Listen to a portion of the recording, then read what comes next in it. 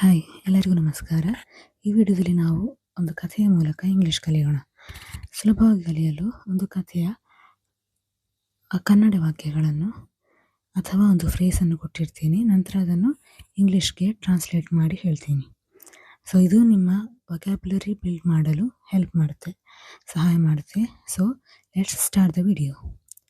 So ಇದರಲ್ಲಿ ನಾನು ಆಯ್ಕೆ ಮಾಡಿರುವಂತಹ ಕಥೆ ಅಂತ ಹೇಳೋದು ಒಂದು ಚಿಕ್ಕ ಕಥೆ. ನಾವು ಚಿಕ್ಕಂದಿರುವಾಗ ಕಲಿತ ಕಥೆ, ಬಾಯಾರಿದ ಕಾಗೆ ಮತ್ತು ಹೂಜಿಯ ಕಥೆ ಉಂಟಲ್ಲ ಅದು.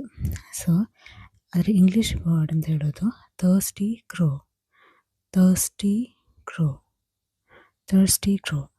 ಓಕೆ, ಥರ್ಸ್ಟಿ ಅಂದರೆ ಥರ್ಸ್ಟ್ ಅಂದರೆ ಬಾಯಾರಿಕೆ. ಸೊ ಥರ್ಸ್ಟಿ ಕ್ರೋ ಅಂದರೆ ಬಾಯಾರಿದ ಕಾಗೆ. ನಂತರ ನೀವು ನನ್ನೊಂದಿಗೆ ಇಂಗ್ಲೀಷ್ ಸೆಂಟೆನ್ಸ್ಗಳನ್ನು ರಿಪೀಟ್ ಮಾಡಿ ಹೇಳೋದು ಉತ್ತಮವಾಗಿರಬಹುದು. ಒಂದಾನೊಂದು ಕಾಲದಲ್ಲಿ, ಒನ್ಸ್ ಅಪಾನ್ ಅ ಟೈಮ್, ಒಂದು ಕಾಗೆಗೆ ತುಂಬ ಬಾಯಾರಿಕೆಯಾಗಿತ್ತು. ಅಂತ ಹೇಳೋದನ್ನು ಇಂಗ್ಲೀಷಲ್ಲಿ ಟ್ರಾನ್ಸ್ಲೇಟ್ ಮಾಡುವಾಗ a crow was very thirsty. ಅದು ನೀರಿಗಾಗಿ ಎಲ್ಲೆಡೆ ಹುಡುಕಾಡಿತು. It searched everywhere for water. Okay, ಎಲ್ಲೆಡೆ ಅಂತ ಹೇಳೋದನ್ನು ಎವ್ರಿವೇರ್ ಅಂತ ಹೇಳ್ಬೋದು.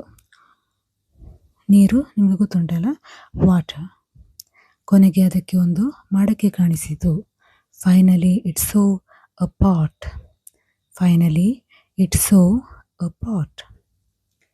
ಮಡಕೆಯಲ್ಲಿ ನೀರು ತುಂಬ ಕಡಿಮೆ ಇತ್ತು.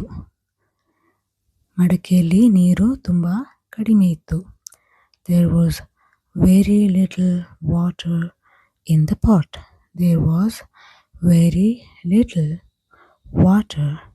the pot.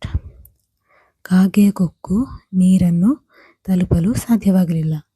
ಕೊಕ್ಕು ಇಂಗ್ಲಿಷಲ್ಲಿ ಬೀಕ್ ಅಂತ ಹೇಳ್ತಾರೆ. So the crores beak could not reach the water. ಕಾಗೆಗೆ ಒಂದು ಉಪಾಯ ಹೊಳೆಯಿತು. ಉಪಾಯ ಅಂತ ಹೇಳೋದನ್ನು ಇಂಗ್ಲೀಷಲ್ಲಿ ಐಡಿಯಾ ಅಂತ ಹೇಳ್ಬೋದಲ್ಲ, ಹಾಗೆ ಉಪಾಯ ಹೊಳೆಯುವುದನ್ನು ಫ್ಲ್ಯಾಶ್ಡ್. An idea flashed in the crow's mind. ಅದು ಒಂದೊಂದಾಗಿ ಕಲ್ಲುಗಳನ್ನು ಮಡಕೆಯೊಳಗೆ ಹಾಕಿತು. It dropped stones into the pot one by one. ಒಂದೊಂದಾಗಿ ಅಂತ ಹೇಳೋದನ್ನು one by one ಅಂತ ಹೇಳ್ಬೋದು. So it dropped stones into the pot one by one. ಹಾಗೇನಾಯಿತು, ನೀರಿನ ಮಟ್ಟ ಮೇಲೆ ಬಂದಿತು. ನೀರಿನ ಮಟ್ಟ ಅಂತ ಹೇಳೋದನ್ನು ವಾಟರ್ ಲೆವೆಲ್ ಅಂತ ಹೇಳ್ಬೋದು. ಹಾಗೆ ರೋಸ್ ಅಪ್ ಅಂತ ಹೇಳಿದರೆ ಮೇಲೆ ಬಂದಿತು. ರೋಸ್, ಸಾಧಾರಣವಾಗಿ ನಾವು ಹೇಳೋ ರೋಸ್ ಅಂತ ಹೇಳೋದು ಅರ್ಥ ಏನು, ಗುಲಾಬಿ. ಹಾಗೆ ರೋಸ್ ಅಪ್ ಅಂತ ಬಂದರೆ ಅದಕ್ಕೆ ಬೇರೆ ಬೇರೆ ಅರ್ಥಗಳಿರ್ತದೆ. ಒಂದು ಮೇಲಕ್ಕೇರು, ಮತ್ತೊಂದು ಉನ್ನತ ಸ್ಥಿತಿಗೆ ಬರುವುದು, ನಂತರ ಎದ್ದು ನಿಲ್ಲು, ಹೀಗೆ ತುಂಬ ಅರ್ಥಗಳುಂಟು. ಇಲ್ಲಿ ಮೇಲೆ ಬರು ಆ ಅರ್ಥ ಇರೋದು. So the water level rose up. ಕಾಗೆ ನೀರು ಕುಡಿದು ಸಂತೋಷದಿಂದ ಹಾರಿಹೋಯಿತು. The crow drank the water and flew ಅವೇ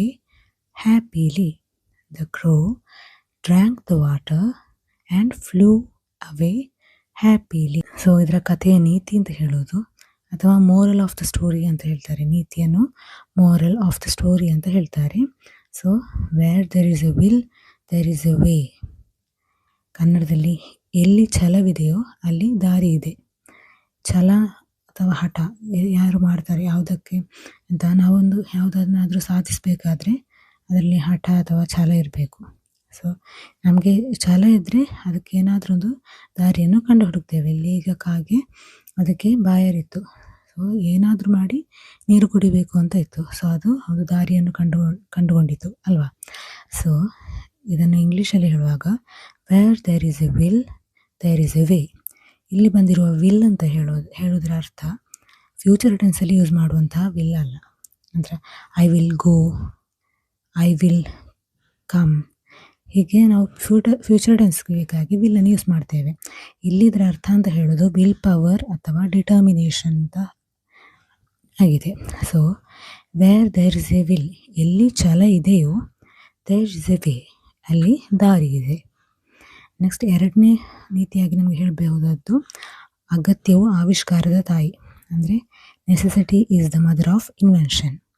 ಅತ್ಯಗತ್ಯ ಇದ್ದದರಿಂದ ಒಂದು ಪ್ರಯತ್ನವನ್ನು ಮಾಡಿತು, ಅಂದರೆ ಒಂದು ಕಂಡು ಹಿಡಿಕಿತು ದಾರಿ. So necessity is the mother of invention ಅಂತ ಹೇಳ್ಬೋದು.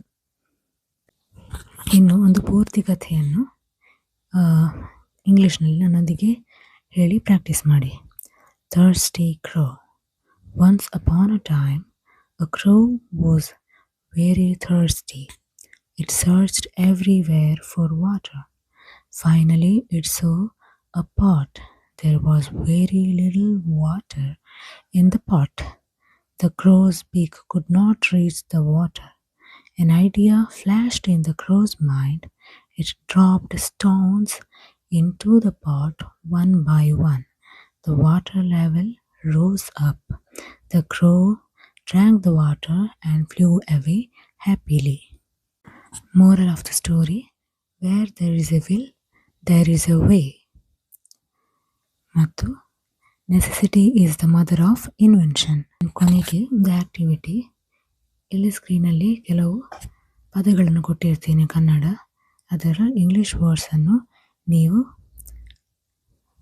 ಹೇಳಿ ಪ್ರಾಕ್ಟೀಸ್ ಮಾಡಿ, ಅಥವಾ ನಿಮಗೆ ನೆನಪಿದೆ ಅಂತ ನೋಡಿ. ಓಕೆ, ಸೊ ಈ ವಿಡಿಯೋ ನಿಮಗೆ ಇಷ್ಟ ಆದರೆ please like, share and subscribe. ಅದೇ ರೀತಿ ನಿಮ್ಮ ಅಭಿಪ್ರಾಯಗಳನ್ನು ಕಾಮೆಂಟ್ ಮಾಡಿ. ಓಕೆ, ಇಂತಹ ವಿಡಿಯೋಗಳಿಗಾಗಿ ಈ ಚಾನಲನ್ನು ಈಗಲೇ ಸಬ್ಸ್ಕ್ರೈಬ್ ಮಾಡಿ.